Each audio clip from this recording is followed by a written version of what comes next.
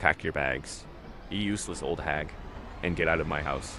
Victoria Sterling screamed at her mother-in-law Margaret, shoving the 73-year-old woman so hard she nearly fell down the marble stairs of the mansion in Beacon Hill.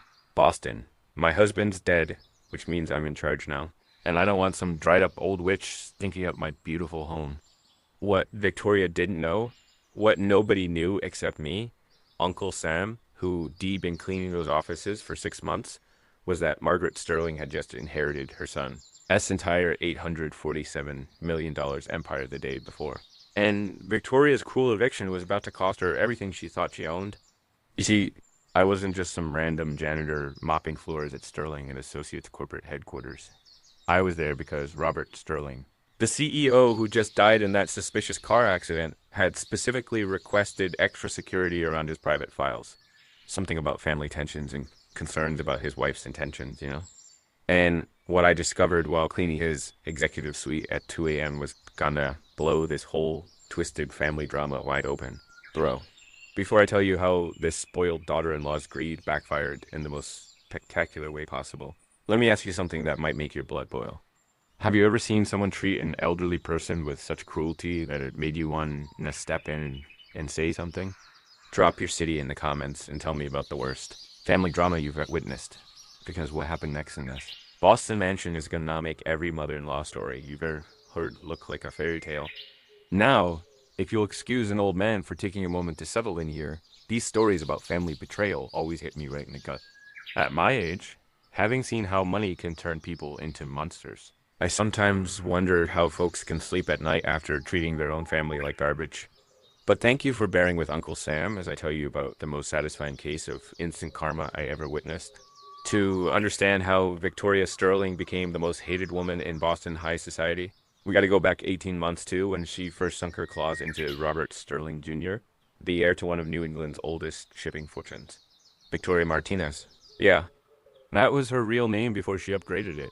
Was working as a cocktail waitress at some upscale bar in Back Bay when she spotted Robert drowning his sorrows after his divorce papers were finalized. Robert was 45, recently divorced, vulnerable as hell, and worth about $850 million. Victoria was 28, gorgeous in that fake Instagram way, and smart enough to recognize a meal ticket when she saw one stumbling around drunk in a $5,000 suit. The whole thing was like watching a nature documentary about predators, except this predator wore designer heels and knew exactly which buttons to push. The courtship was a masterclass in manipulation, right? Victoria played this sweet, innocent girl who was different from all those gold diggers who tried to trap Robert before. She pretended to be shocked when she found out about his wealth, acted like she was more interested in his beautiful soul than his bank account. Classic moves that worked perfectly on a lonely man who'd just been taken to the cleaners by his first wife. Robert's mother, Margaret, had seen this exact same show before, though. She'd been married to Robert Sr. for 47 years before he passed, and she knew how these society climbers operated. Margaret tried warning her son about Victoria's true intentions, but grief and loneliness made Robert deaf to anything that sounded like criticism of his new soulmate. "Bobby," Margaret would say during their Sunday dinners at the family estate, "this girl is trouble. I can see it in her eyes. She's calculating every word, every gesture. She doesn't love you. She loves what you represent." But Robert was too far gone, too desperate to believe that someone genuinely cared about him after his devastating divorce. The wedding happened 8 months later at the Sterling family estate in Martha. S Vineyard, 3.2 million Australian dollars affair that Victoria planned down to the last detail. She invited every society reporter and photographer she could find, making sure the whole thing got covered in Boston Magazine and Town and Country.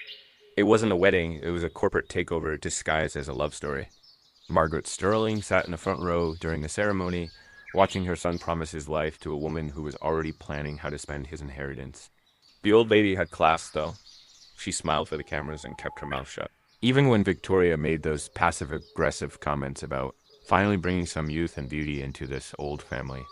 My first encounter with this toxic family dynamic came when I started working night security at Sterling and Associates 6 months ago. The company was this massive shipping and logistics operation with offices in a historic building downtown Boston. and Robert had specifically requested additional cleaning staff with security clearances because he was worried about sensitive family matters affecting business operations. Getting that job required some serious background checks, but my decades of experience in corporate security made me the perfect candidate for what Robert was really looking for. Someone who could keep an eye on things without drawing attention. What I didn't know at the time was that Robert suspected Victoria was planning something that could destroy everything his family had built over 4 generations.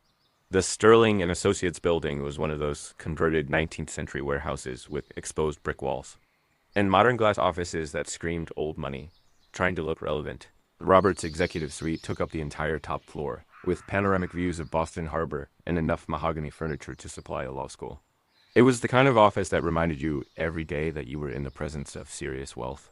Robert worked late most nights, often staying until midnight to avoid going home to Victoria's constant demands for more jewelry, more trips, more everything.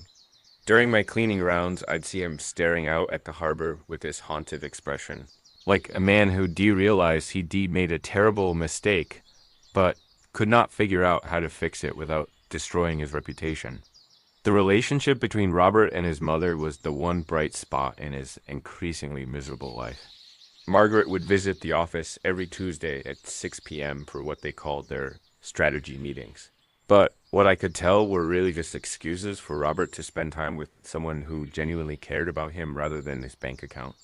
Margaret Sterling was everything Victoria wasn't.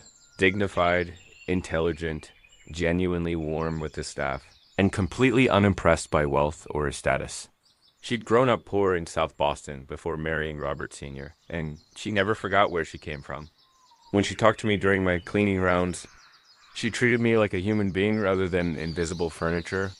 Samuel.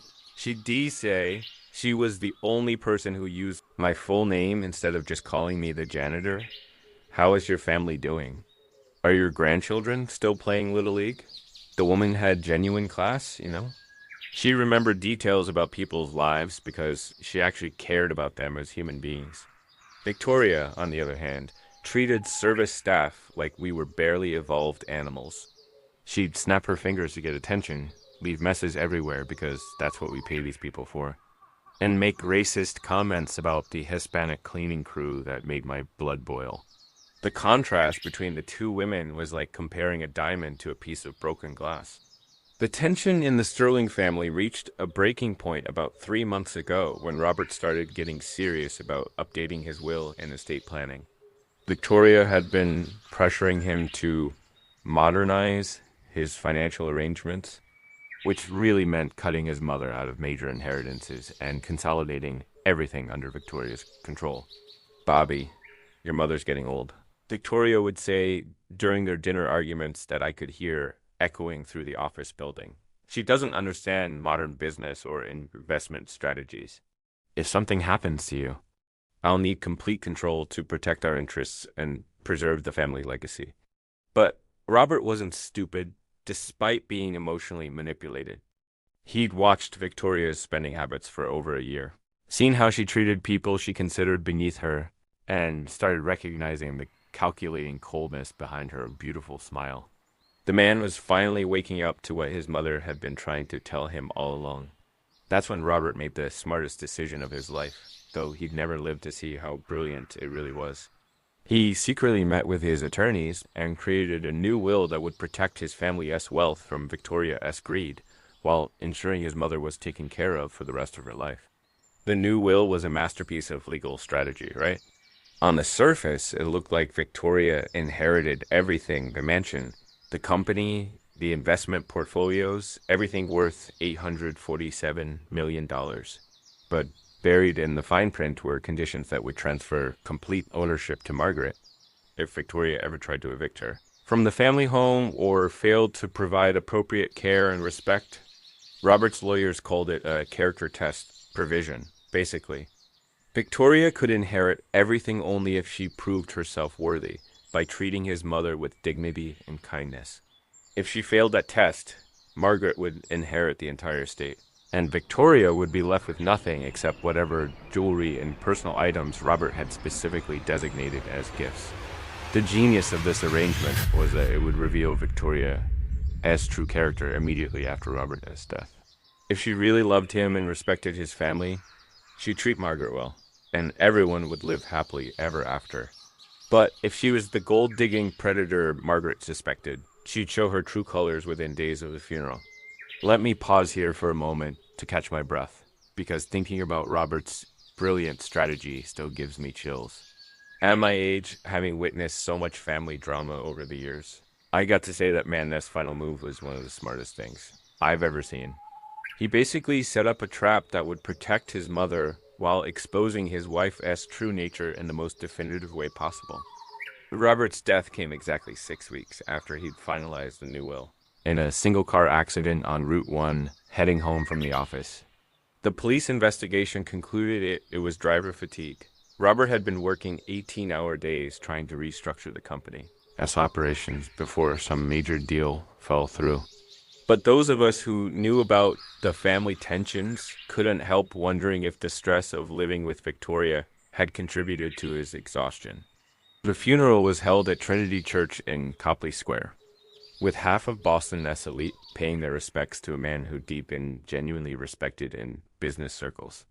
Victoria played the grieving widow perfectly, wearing a $15,000 black Chanel dress and crying at all the right moments. But Margaret and I both noticed she was checking her phone during the eulogy, probably calculating her inheritance. The will reading was scheduled for the day after the funeral at the law offices of Pemberton, Adams, and Associates on State Street, one of those old money law firms where the partners' grandfathers had probably written the Constitution or something. Victoria showed up wearing designer everything and carrying herself like she already owned the world. Margaret came dressed simply in black, looking dignified but heartbroken. James Pemberton, 3, the senior partner, read through the will with that formal legal tone that makes everything sound like a death sentence. Victoria's face lit up like Christmas morning as she heard about inheriting the mansion. The company, the investment accounts, the art collection, everything. Margaret just sat quietly, holding her rosary and probably praying for strength.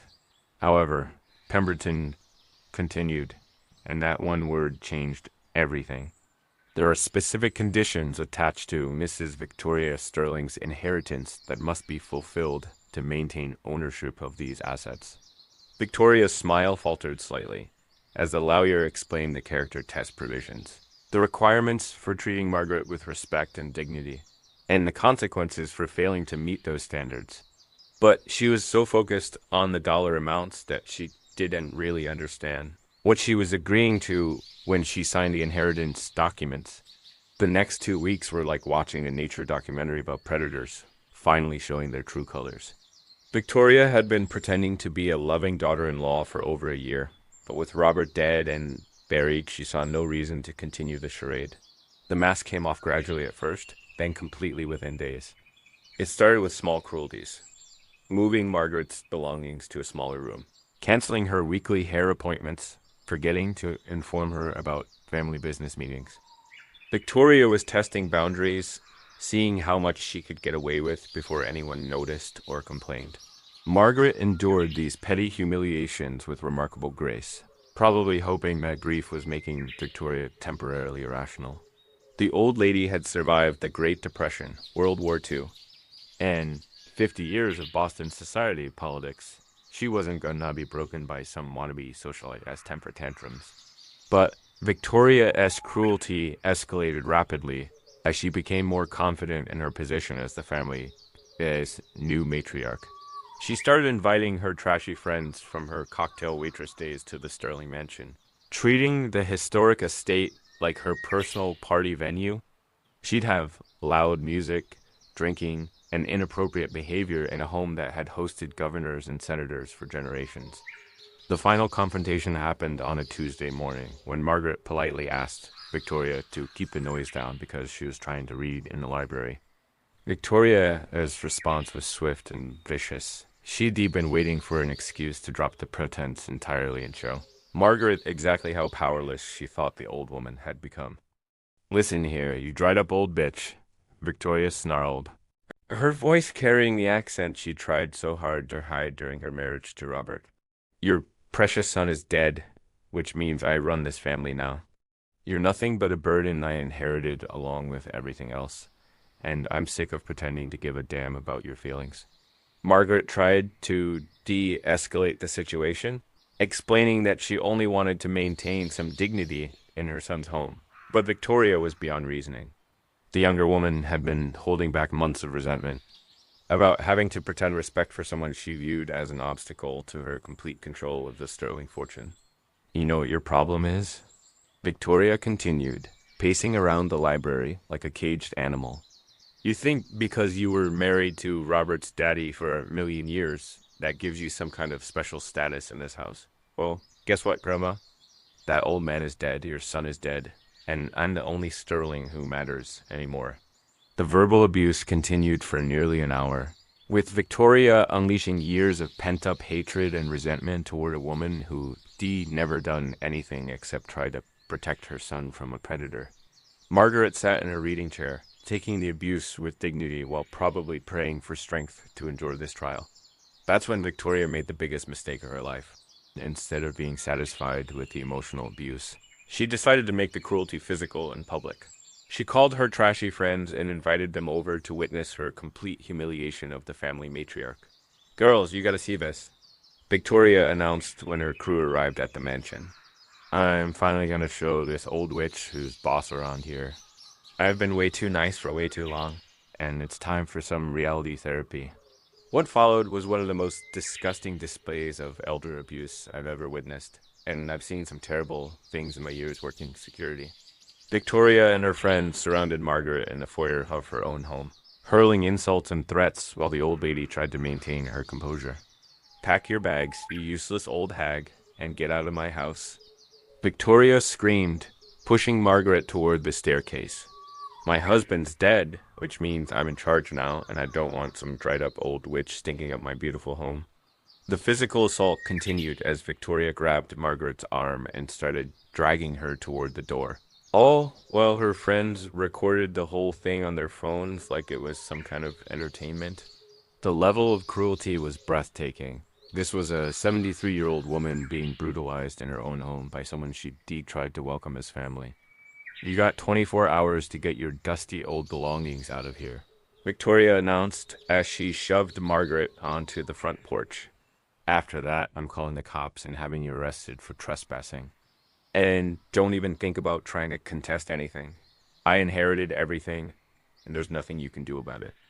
Margaret stood on the porch steps of the home where she'd lived for 23 years, looking back at the woman who just destroyed any pretense of family unity. But instead of breaking down or begging, the old lady did something that probably saved her sanity. She smiled. Victoria, dear, Margaret said, with the kind of calm dignity that comes from knowing something your enemy doesn't. I think you should probably call your lawyer before you do anything else. There might be some details about the inheritance that you didn't fully understand during the reading. But Victoria was too high on her own power trip to pay attention to warnings from someone she just humiliated. Whatever, old lady. Just make sure you're gone by tomorrow, or I'll have you thrown out like the garbage you are. That night, Margaret Sterling called James Pemberton III and informed him that Victoria had failed the character test in the most spectacular way possible.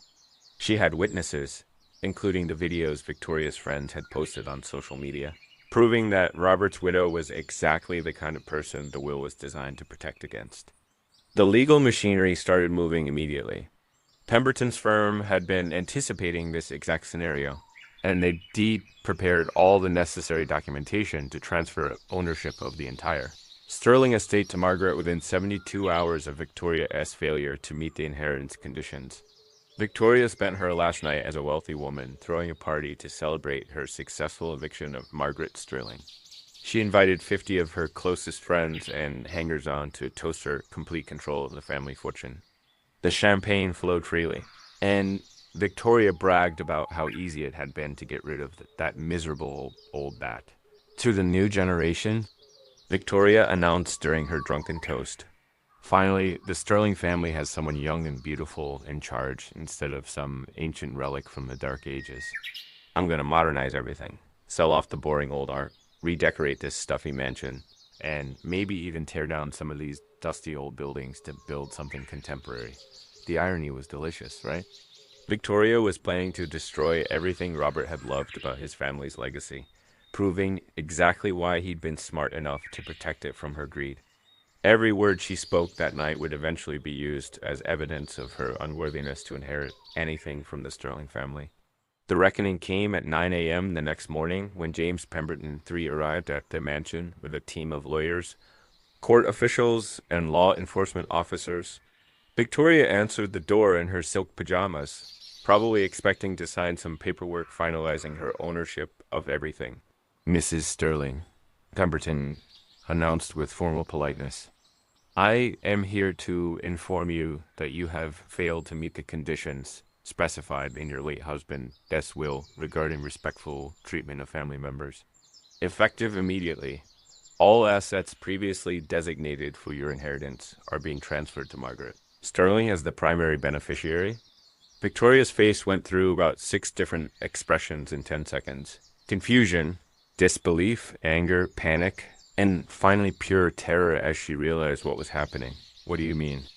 "I inherited everything." The will reading said I got the house, the company, the money, everything. "You inherited everything conditionally," Pemberton explained, "based on your ability to treat Mr. Sterling's mother with appropriate dignity and respect.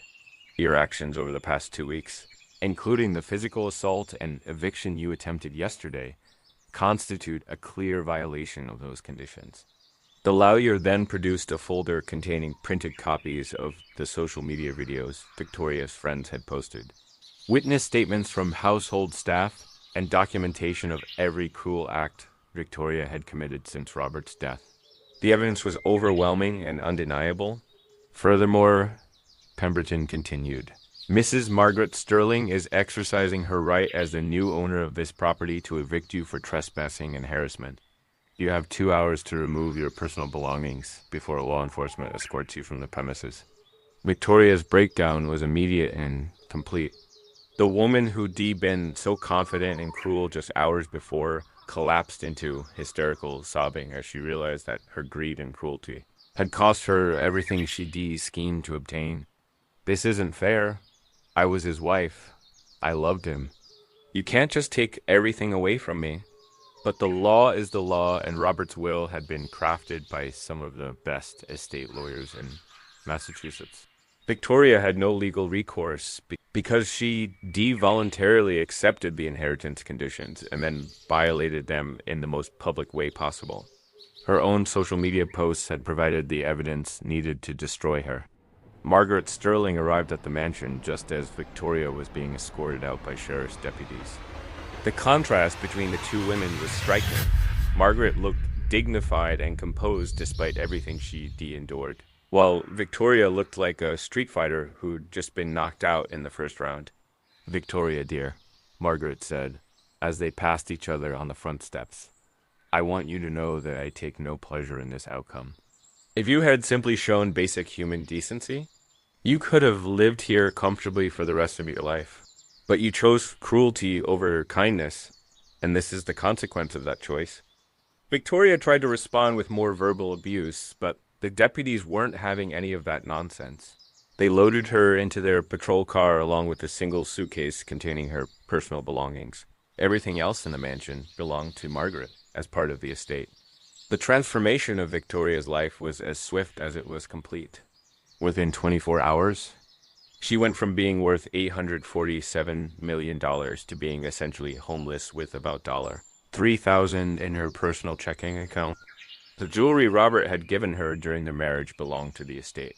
The cars were registered to the company. Even her credit cards were tied to accounts she no longer controlled.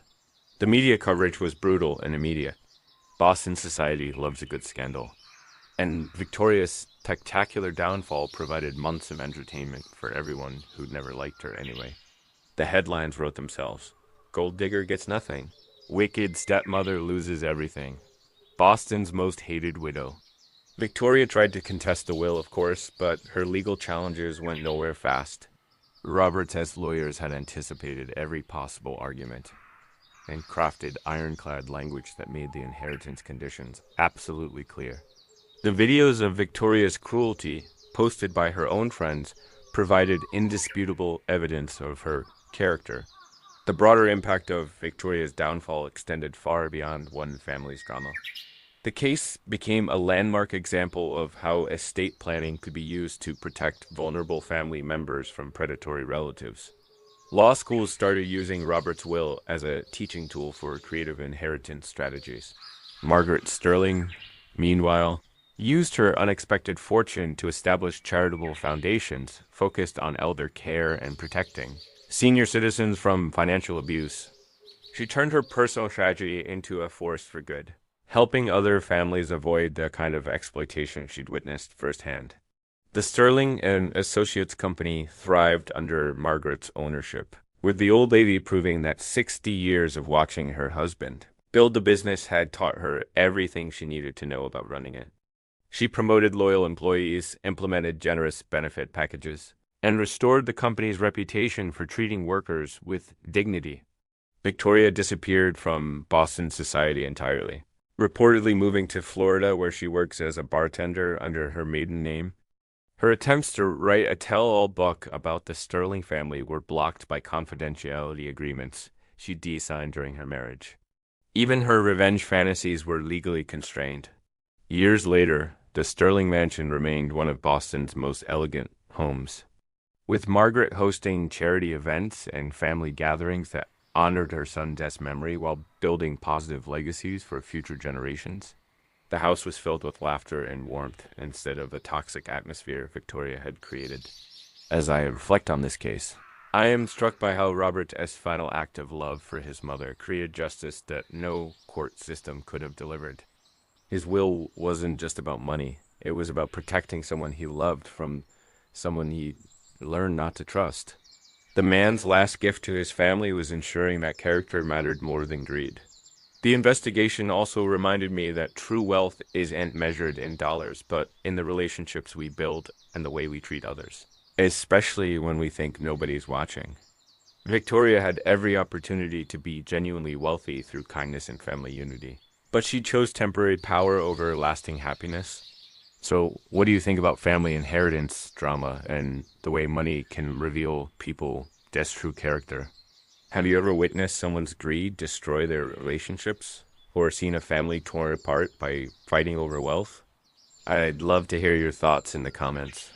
Tell me what city you're rewatching from and share any experiences you've had with people who let money change them for the worse, But before you go, I need to tell you about Uncle Sam's next story, because it involves something that will restore your faith in workplace justice and humble rich people who think they're better than everyone else.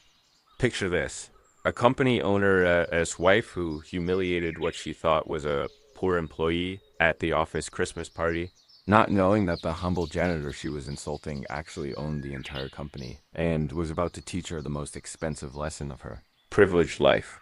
Make sure you're subscribed and hit that notification bell, because Uncle Sam's next story exposes I watched boss's wife humiliate poor employee. He owned the entire company. The lesson from Margaret and Victoria's story remains clear. Character is the only inheritance that really matters, and kindness is the only currency that never loses its value.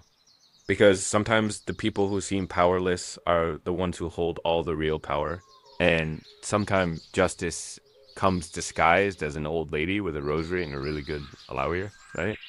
And sometimes it takes a janitor with 40 years of experience watching human nature to recognize the difference between someone who deserves respect and someone who is about to learn what respect really means.